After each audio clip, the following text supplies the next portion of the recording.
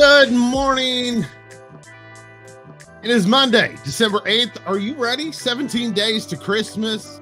We're going to talk about that coming up on today's morning break. Nina May is going to be with us. We're going to talk about her movie, which is super cool, and Jesus Freaks. And if this is just a cool thing, and this is going to be a great interview coming up here in just a little bit on the morning break. Our My-Snackies look in.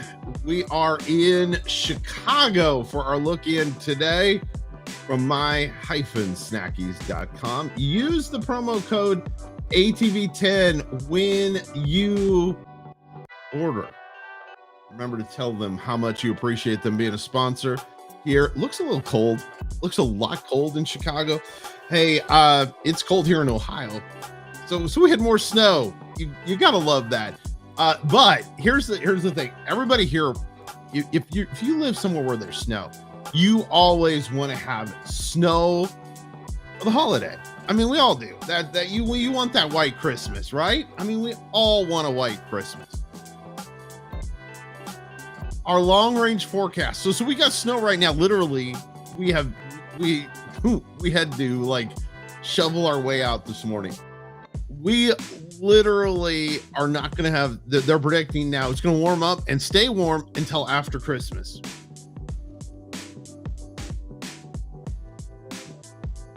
I needed coffee for that. Right, folks, it's 7 Weeks Coffee. That's 7weekscoffee.com. Use the promo code ATV10 when you order, okay? And you know, here's the thing about it. And you've heard me talk a little bit about it over the last few months that we've been doing this show, is that when I ordered the first time, I was just going to order the dark roast because I like dark roast coffee. That is my thing. I like a good dark roast. I am a very big fan of that. And so that's what I was going to do. But you should always listen to your wife. My wife goes, "No, Rob, I don't think you should do that. I think you should get a variety pack." I did and loved it. Got there are four popular blends, and you can get that in a 4-pack. It makes a great Christmas gift, or just get it for yourself. Tell Santa that you were good this year and you deserve it. Go to 7weekscoffee.com. That's 7weekscoffee.com. Use the promo code ATV10 when you order. And again, you're going to love this.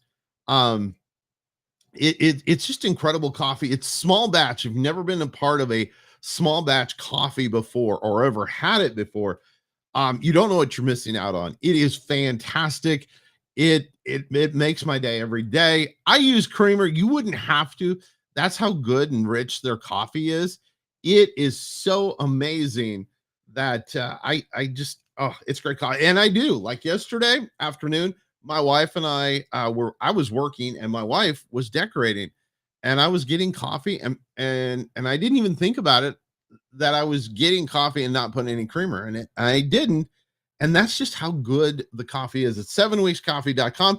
Use the promo code ATV10 when you order. They appreciate it. We appreciate it. Are you ready for Christmas? I mean, seriously, we're 17 days from Christmas, where's the time gone? Where has the time gone? It is crazy. A couple of interesting things happening, by the way, right now. And I don't know if you saw about this or not. Right now, there is this holiday spirit contest going on. Top 3 finalists right now, Chicago. Oh, we could do another look in on the My Snackies look in. We can do that. There it is. It looks like the holiday there. Chicago's number 1, number 2 right now, New York, and number 3, Nashville. So all my friends down in Nashville, congratulations. You made the top 3. Voting continues on that. You need to check that out. Hey, on a serious note, yesterday morning, a friend of mine who works in radio in Indiana, while live on the air, had a heart attack. So pray for him. His name was Randall Ham. Randall's been a friend of mine and been a part of radio for as long as I can remember. And yesterday morning, while doing a Facebook Live and being on the radio, he suffered a heart attack, and thankful for the the folks from the EMT and all the way up to the hospital where he's at right now. So prayers for Randall Ham.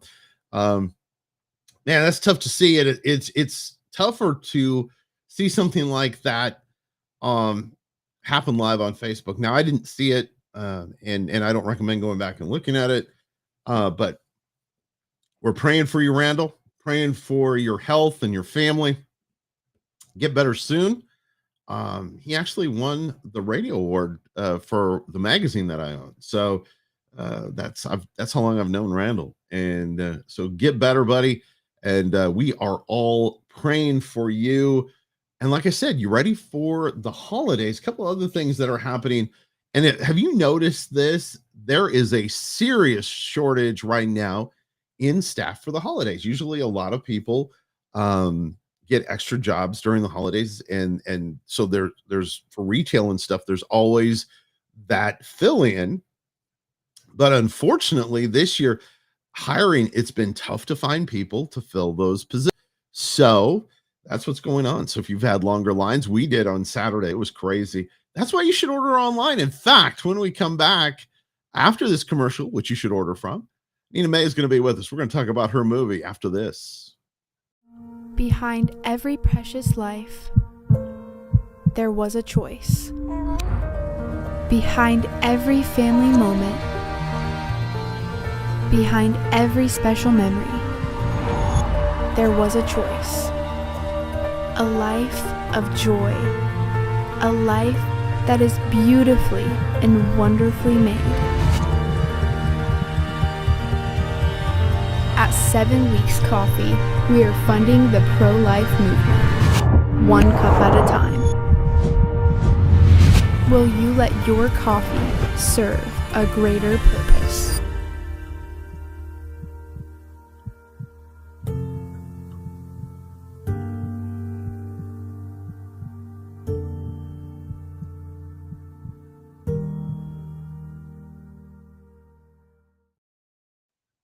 Great, folks. It's 7 Weeks Coffee. That is 7weekscoffee.com. Use the promo code ATV10 when you order. I'm excited about this. Nina May is with us today on the morning break. Nina, good to have you here. And I'm excited because I saw the trailer for your movie and I was like, oh, this is going to be so much fun. But I love the part that you told me. We talked just a little bit before we started today. And I want you to start with that. Normally you probably don't, but I want you actually planned this whole movie as a surprise to your husband. Yes. We make movies all the time, documentaries, romantic comedies, dramas, whatever. And it was coming up on our 50th anniversary. And since I do movies, if I was a used car salesman, I probably would have found him a car or something. But I thought, okay, our story is during the Jesus movement. That's where we met. I was a cheerleader. He was a hippie. Totally, he did Woodstock, for goodness sakes. And I was, a little church girl and stuff. And we met and, fell in love after we fell in love with Jesus through the move of the Holy Spirit that was happening all across the country. And again, it was in the early 70s. And I thought, okay, I'm going to make a movie about that without him knowing. So try and do that sometime in your spare time. Make a movie without your husband knowing. And everyone was in on it. That was going to be my question. So I know a little bit. I am not on your level of knowing movies, but it's not just like a little something you shoot with a camcorder. How did you keep him away? Well, it was a God thing all the way along. It was just amazing. He had to be in Florida for 2 weeks, and we shot the entire movie in 13 days. And it just happened. Just a miracle that I set aside those 2 days in May, or 2 weeks in May. And I thought, okay, Lord, you're going to have to handle his schedule because I don't know how I'm going to get rid of him for 2 weeks. And about a month after we'd done all the casting and everything, his eye doctor called and said, Colby, can you be down here for about 2 weeks in May? Because I want to try out these new lenses on you. You're the perfect candidate for it, but you got to be in like every 2 days to get the adjustments and stuff. And he's going, sure, amazing, nice time to be down in Florida. I'm not, in with you. I'll be out playing golf or whatever. And so he asked me if those days were perfect, what would be okay with me for him to be down there. I said, perfect. Is that amazing? Yes, go. Of all the 2 weeks in the entire year, that I needed him to be away. So I didn't have to finagle it. I didn't have to finesse it and say, I'll get all his friends to invite him to play golf for 2 weeks or anything like that. I mean, God handled it. It was perfect. It was absolutely amazing. Well, here's a cool thing. Kevin and Sam Sorbo are in it, and their son, Braden, is the male lead. And so literally the day after we finished shooting, we had to fly to Knoxville because Kevin was working on a gala kind of thing that we were part of. And so we had to all pretend in front of Colby that we didn't know, that I didn't know their son. I mean, he knew, Sam and Kevin. And so it was like, oh, this must be your son, Braden, I've heard so much about. And Braden, this is my husband, Colby, who he had just played. Braden plays my husband in college. And it was the cutest thing. I wish I could have filmed it because I'm not an actress or anything, but boy, I poured it on. Because we had to. So I got to ask the question. So was his shirt really that ugly? Because in the movie you talk about the shirt, and I saw that in the trailer. That shirt was hideous. Oh yeah, that was. He wore he never wore shoes. He would wear like stripes and plaids and flowers and just crazy stuff. It was just amazing. And I was Miss Prim and Proper. I'd always designed all my own clothes. I thought I was going to go into fashion design. So here I am, sort of a fashionista, falling in love with this crazy hippie that, just wore crazy stuff. But but he's a lot of fun. He's a lot of fun, and he's in the industry. So I want to ask you a question, because this movie is your movie. How long did the process take to kind of set it up, to write it, and how did that process happen? I wrote sort of the book, I guess. It was kind of the journal of what happened with us, getting falling in love and getting the baptism of the Holy Spirit. And it was around the same time I was writing that, I was learning how to do scripts, and we were starting to get into editing and film production. I thought, you know what, this could be an interesting one to just try out to see. And it just flowed out of my fingers. I mean, it was amazing. I was remembering things that I'd totally forgotten. There were tons of miracles. There were supernatural events that happened. And the more I started writing, the more I was thinking, people need to hear this story.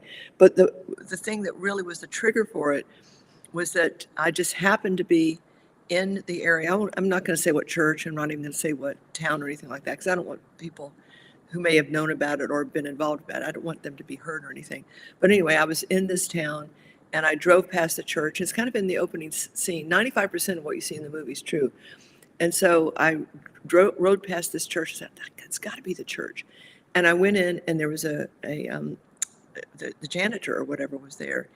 And I said, is this a such and such church? And he says, yeah. And I says, is Pastor so-and-so still here? Oh, no. There was a scandal or something years ago when something happened and he had to leave, and it wasn't, and I was knowing what the whole thing was. He said, oh, and look at this. And he showed me a picture, and you'll see at the very end of the movie, it was just before the credits run, there's a picture of the church with a steeple literally stabbed into the roof of the church. I mean, it's the most amazing thing I'd ever seen. And it didn't touch anything. When it stabbed in, it didn't touch a pew. It didn't touch the floor. It ended about this far from the floor. It literally was a perfect circle of the roof that it went into. But at the angle, literally, it's impossible that it had that kind of momentum coming in at that angle, because it would have fallen off and probably bounced and fallen over. But it's in the church. And so one of Kevin Sorbo's lines was, oh my gosh, it's like the church attacked itself. And that was exactly what happened in real life. That church attacked itself.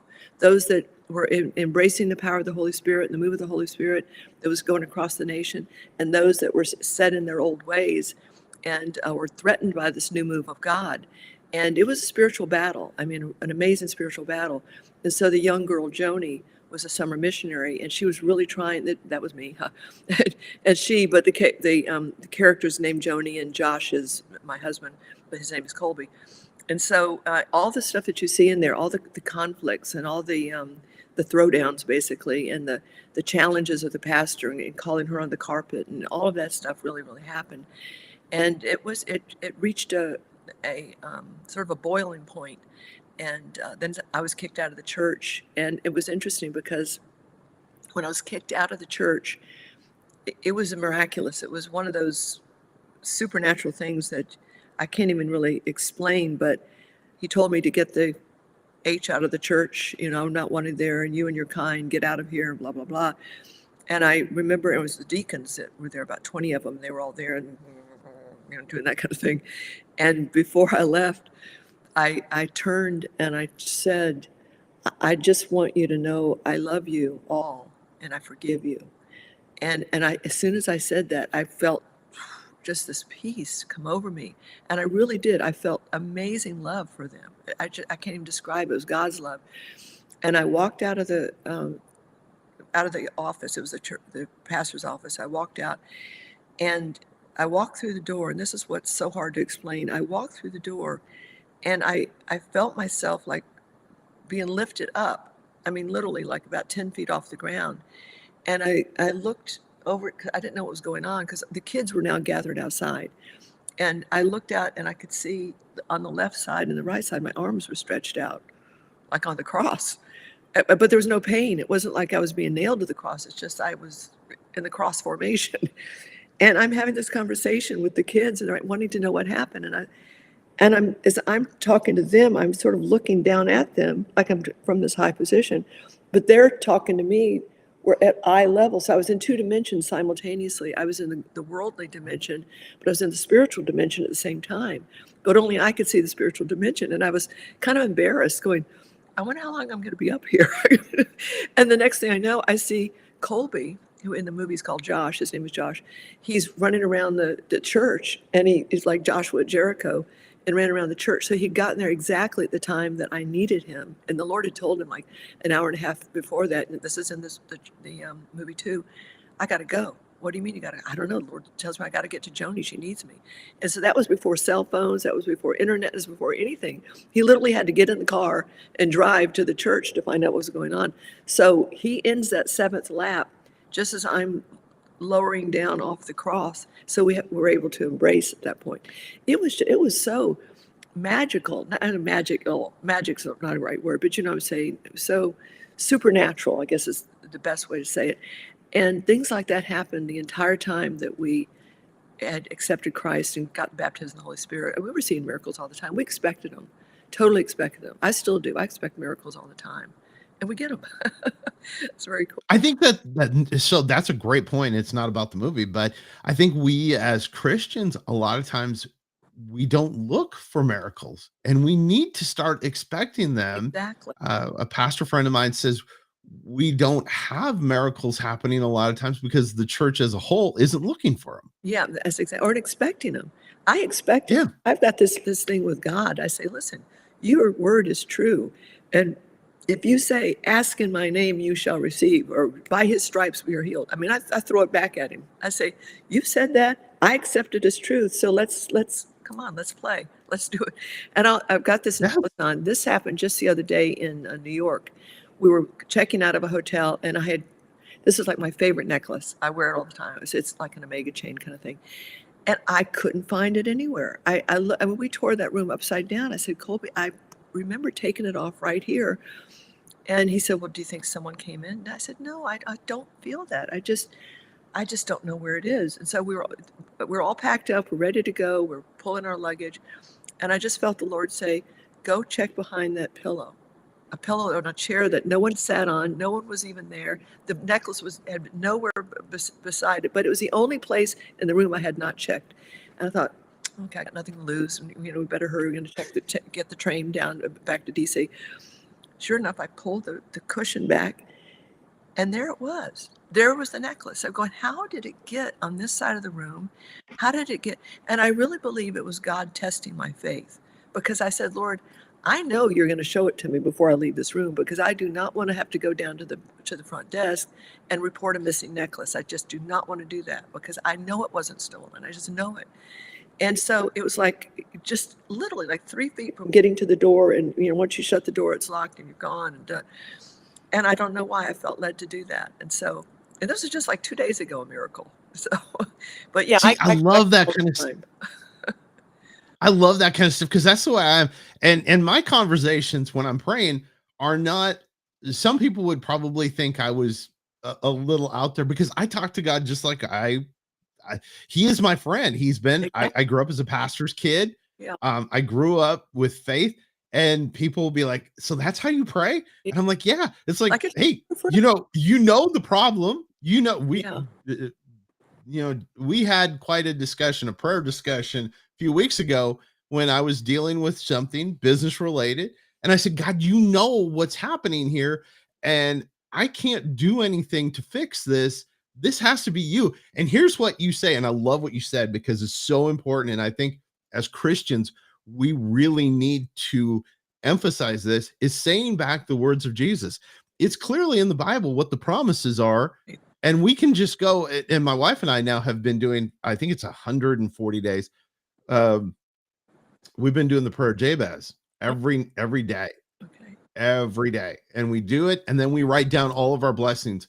And for people that watch this show or watch the show that my wife and I do, you're probably sick of us talking about it, but it's been a real impactful to write down all the things that God has answered every day. We're, I think it's like 138, 139 days now of us doing this. And it really is impactful. And then we read the scriptures that God says, the promises that he has for us. And it's really powerful. So without giving too much about the movie away, because I want you to give the website so people can go now. Where can they watch it? Where can they watch it right now? Because I know it was on TCT. Yeah, it's on Amazon Prime, Tubi, Apple TV, Hulu, Roku. It's on practically all the platforms, basically. Or you can go to JesusFreaksMovie.com, and you can, especially if you want to buy a DVD. And the DVDs are available through Amazon, but you can get them from our website too if you want to do that. Because there are so many people that said, I don't want to give my credit card over the line. I don't know how to do this. My grandson does it for me, but he's not going to be here. So we said, okay, let's just go ahead.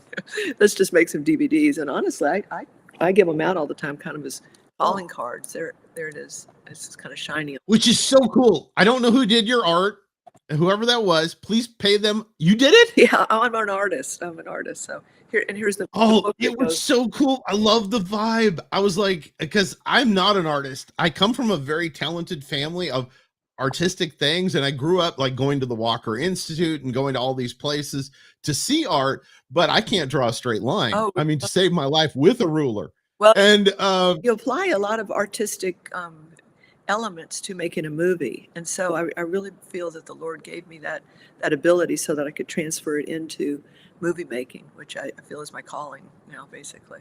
Well, tell for you personally, then I love the aesthetic because being a marketing person and it just caught my eye. Everything I was like, wow, they spent really good on their marketing because this is amazing. And of course, I love the Volkswagen bus. Yeah, that was another miracle. That was a total miracle. I mean, just in a quick 2 seconds, we'd contacted someone for a VW bus to be at this little town so we could do that scene. And the fellow that was working with me, my first AD, ran ahead and he got there and he could not reach the person on the phone, could not reach him on the phone. So when he got there, there's this VW bus sitting there going, oh, I guess he got here already. And just as he gets there and sees it, the man is on the phone saying, oh, Adam, I'm so sorry. I could not get away and I can't bring you the VW bus. I'm so sorry. I don't know what to do. Literally, he's looking at it and he said, well, if you didn't bring it, whose is this? He goes, I don't know. I don't know anyone else that has one in the area.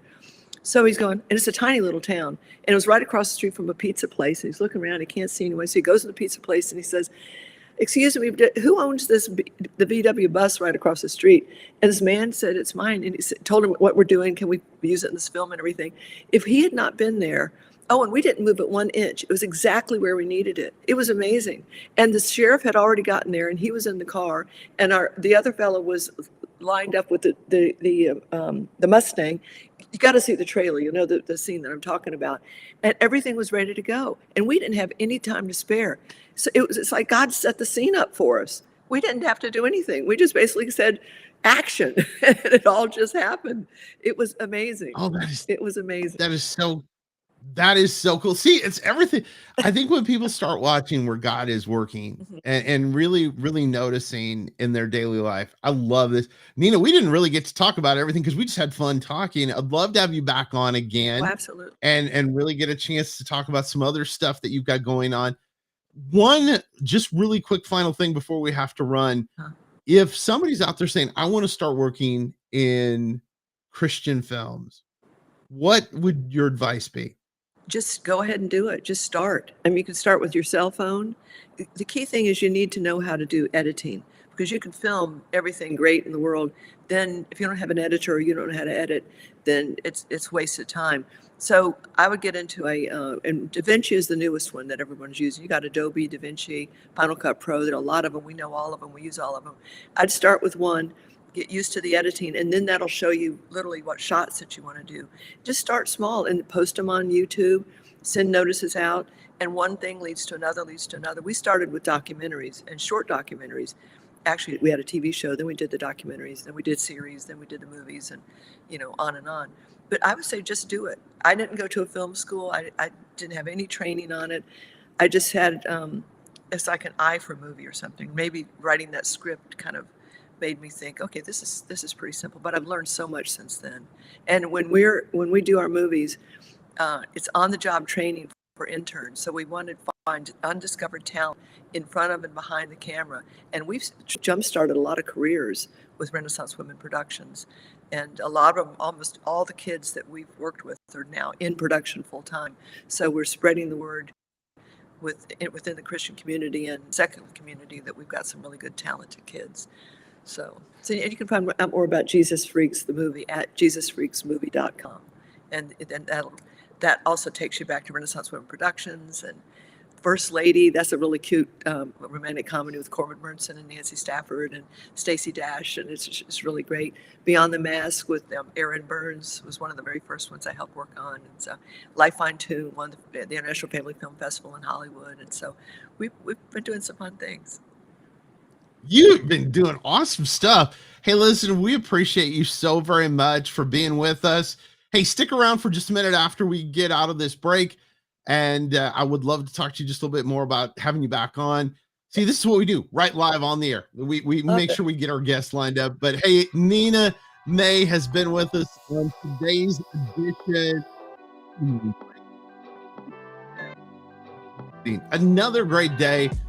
Remember to check out her website. Check out everything that's going on there. And man, it has been an incredible day. Hey, I'd like to thank the great folks at my-snackies.com. Remember to go and order Christmas. You can get it through this week. So make sure, and that was one thing I forgot to mention when we did the look-in Chicago. Thanks to great folks at 7 Weeks Coffee. Remember, use the promo code ATV10 for 7 Weeks Coffee. And Act Social. We didn't get to talk about them today. It's been a crazy busy day. Act Social, ACTSsocial.com. If your voice you feel is being muted by social media, go to ACTSsocial.com. We believe in it so much that my wife and I became one of their corporate sponsors. Check it out, ACTSsocial.com. Remember to become my friend on there, and then also fastest growing group on there, the Abundant Group. And wow, it has been a great day. Hey, listen, go out and just have an amazing day. You've had your break, so you better get back to work. This, ladies and gentlemen, boys and girls, is the Morning Break.